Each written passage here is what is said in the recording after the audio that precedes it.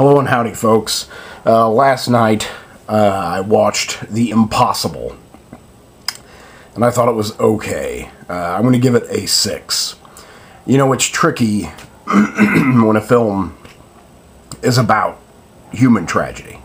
You know, the loss of life in the extreme. And I imagine that it's even more difficult to make a film about that subject. I'm going to give it a 6. You know, I thought it was okay. I really can't recommend it. I mean, if you want to see it, you'll see it. It's okay. You'll probably enjoy it. I just thought at times it was cheesy. And I don't want to say insensitive, but I really can't think of another word. I think insensitive is strong, but there are times when I just thought that it lost its way. The film is about, I believe it was 2004, on Christmas, the Indian Ocean, I believe, had an earthquake. There was an earthquake deep out into the ocean. It sent a tsunami, the deadliest tsunami on record. I can't tell you off the top of my head how many people it killed, but I want to say it was something like 400,000. You know, nearly 500,000 people lost their lives in, you know, a matter of minutes. So, obviously, very sad. And this tells the story of one family's trial during the tsunami. It takes place in Thailand. The name of the town was, oh gosh, something like Lok Thai, something like that. I can't remember. Near Phuket. That's half of what got me in the theater. I have friends, family from Thailand, so I wanted to, you know, go to Thailand without having to, you know, save up all that money. So I wanted to see it because of that reason, and because I'm a big fan of Ewan McGregor. I don't know what it is, but Ewan McGregor, kind of one of my favorite actors. Maybe it's the fact that he's Obi-Wan Kenobi. I'm not sure. But I'll pretty much see anything if Ewan McGregor's in it. I'll give it a chance. I figure it can't all be bad if Ewan McGregor is in it.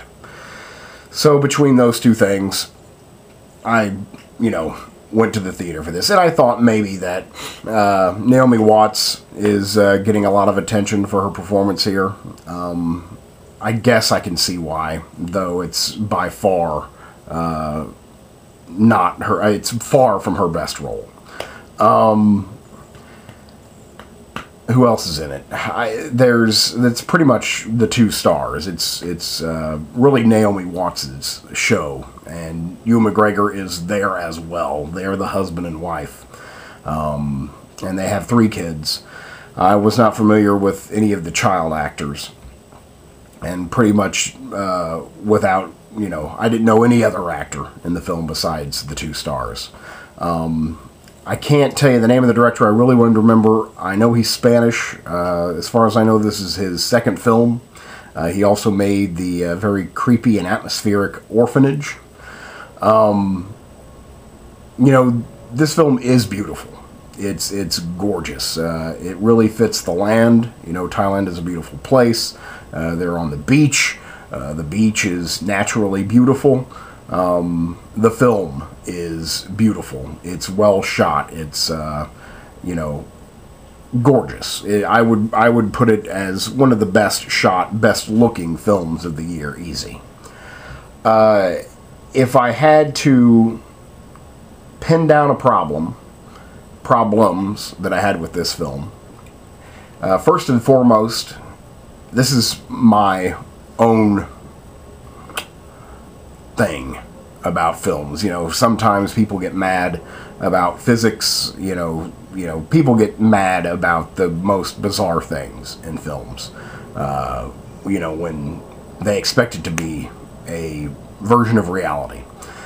The thing that gets me about it is when a person acts opposite from what a human would act, I believe. It goes against human nature, human instinct.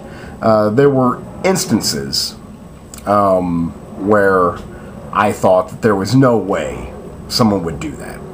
But I kept thinking that this is, a situation that you can't even imagine being in. You wouldn't want to imagine being in this situation. And this is about people who can't imagine being in that situation, put in that situation. And how would we behave? So I didn't let that get to me. But there were some parts, and it really all comes down to togetherness. I thought that a family in crisis would stick together, no matter what. But I felt that sometimes the plot continued simply because, they go through all these hardships of trying to find each other, and then they go, okay, now that I've found you, I'm going to leave you here, and now I'm going to walk away and go. I didn't kind of buy it. Also, it kept on saying this is a true story, this is a true story at the beginning. I think the more, they say this is true, the more suspect it is. Obviously, the events are true, but, the details of the story, they had to have been glorified a little bit. Which leads me to the biggest thing that I did not like about the film is that in the scope of all this human tragedy, they find time for these like little mini adventures, cliched, like what seemed like car chases to me, and just moments of cheese that just came out of nowhere. This sounds insensitive, but there were times while watching this film that I was laughing. It's funny because of how ignorant, it is to the plight of all the people, and there was a time, probably about maybe 40 minutes into this film, where I said, "Man, this is a bad movie." I thought it redeemed itself. I can't give it a negative review just because the acting is powerful. They say Naomi Watts will get nominated. She's nominated for a Screen Actors Guild Award, which probably means she'll get an Oscar nomination. I don't agree with that at all. She, for the last half of the film, is basically a corpse. So it's like she only acts for half the film, and even then, she just has to be sad or intense. Everyone's intense. The film is intense. So all the performances are kind of one note, because they're locked in this intensity. I mean, that's a very broad statement. There's some great acting here.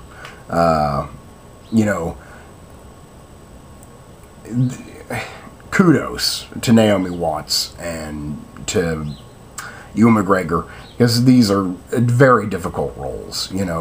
You're at the edge of emotion. You've lost everything. They're brave performances. They're stripped raw. They must be. I liked what I liked about the film came in fleeting moments, and then we're gone again. And I just wish that they could have maintained that. But you see these moments of joy and moments of terror, and they seem very real in that moment, and it just doesn't maintain. You know, there are moments when everything breaks down. You know, you've just, for all intents and purposes, have lived through the end of the world. I mean, it may not be the end of the world, but it's the end of the world as you know it in that time. You know, you have no idea how to continue, what you're going to do. And there are glimpses when humans become animals, beasts. And we see that very briefly here. You know, we get glimpses of that. And I think it was very accurate and very powerful. But again, it's just glimpses. Then it just, again, goes back to some, you know, cheese. Again, like, people are dying. And I'm sitting there laughing because they don't know how to handle the tone of the film. I just thought at times it wanted to be taken so seriously, but yet was Lifetime original movie quality. So it just didn't add up for me. I don't really know what else to say. I mean, again, the acting was powerful. It was absolutely gorgeous. The cinematography is fantastic. That is why I'm giving it a 6. You know, I just didn't think the story was that good. And in some parts not believable, which again, I know if it's unbelievable, it most likely is true. But, you know, I just thought they could have, it just could have been much better. You know, much better. I don't know really what else to say or how better to describe it. It was just that, again, in the midst of this large-scale human tragedy, they had to shrink it down to, you know, 2 or 3 characters. And those 2 or 3 characters are behaving like every other characters in every other film. You know, it's like you're watching a film about a one-time event, the most destructive tsunami on record, and they're filling it up with every movie you've ever seen. You know, that just had no originality to me. And I kind of find it boring. You know, I was definitely ready to leave. I definitely wouldn't have walked out by any means, but, you know, the last 30 minutes, maybe even the last 40 minutes of the film, I was like, just come on, people, just let's get through this. There were 5 walkouts, 2 couples, and 1 person left. 1 couple left soon after the tsunami hit. Maybe they didn't, like, know what the film was going to be about, or they didn't think they could handle that much intensity, so they left.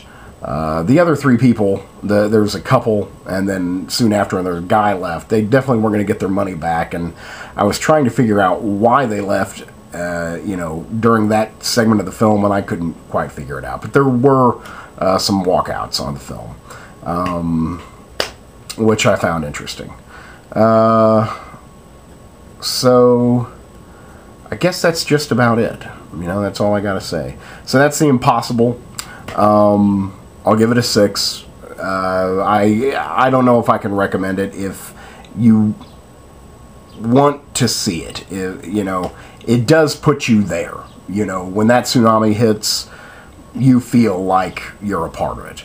And you still can't imagine being in that situation, but this is probably as close as you would want to get. So there you go. That's The Impossible. I'll give it a 6. Thank you very much.